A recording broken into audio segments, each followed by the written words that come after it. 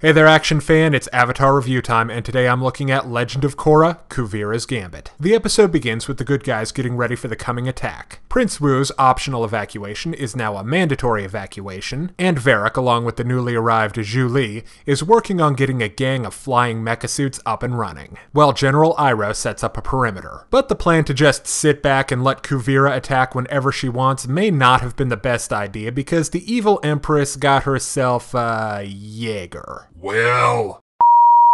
Then, after she blows half of General Iroh's fleet out of the water, You sunk my battleship! the Prez is ready to surrender. But before Junior can deliver the paperwork that officially states that all your base are belong to us, he gets jerk-napped by Korra, Bumi, and Tenzin. But he's one tough cookie, and won't give in to Korra's empty threats or his mommy asking him nicely. But he finally cracks when Korra threatens to stuff Junior in a spooky basement for the rest of his life and never let him see Kuvira ever again. But I think Kuvira would rather see other people, cause as soon as she learns where Junior's being held, she fires a death ray right at him. Most epic breakup ever. This episode was pretty good. Let's start by looking at Kuvira's Pacific Rim wannabe. It's big, I'll give it that, and I had no idea that giant robot was how the death ray was going to be moved around. So I was surprised. But somehow it didn't blow my mind with the sheer power of its awesomeness. I'm sorry, Private. Would you have preferred them to paint flames on the side?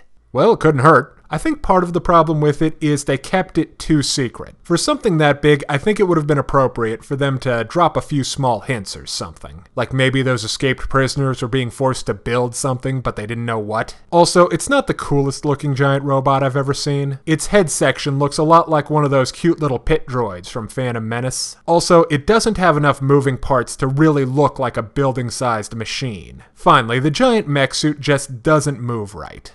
It's just too smooth and fluid. If you remember back to Pacific Rim, the Jaegers moved in a very stilted way, even when they moved quickly. Now for poor Junior. You really have to feel for the guy. He legitimately loves Kuvira and she just rips his heart out. Oh, where the hell is it?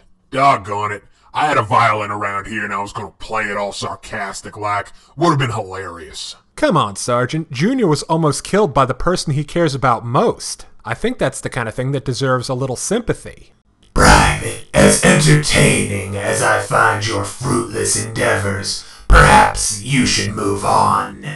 Oh, okay. Now for the comedy. As we're now at the series finale, things are, well, serious. And that means that the wacky shenanigans are kept to a minimum. But Kuvira's Gambit still gets a couple of them in, like Prince Wu taking over after Mako's complicated evacuation plan just confuses people, Milo being the Air Nation's finest fartbender, which was also the setup for a great big sister moment by Korra, and Varric accepting Zhu Li's apology. Private, no one can see you doing air quotes. Dang. Finally, there are some nice character moments for the supporting cast, like Sue and her teary reunion with Junior, and Tenzin's family deciding to stay back and help in the defense of Republic City. Okay, now it's time to break down the good and the bad in Legend of Korra, Kuvira's Gambit. On the good side, it has a big stompy robot with a death ray, and that's kinda like the definition of awesome. There are some nice character bits for Junior, Sue, and Tenzin's family, and there are some funny parts scattered around. On the other hand, the robot has a lot of little issues with its art design, animation, and introduction that stop this moment from really paying off the way it should. Which is really too bad because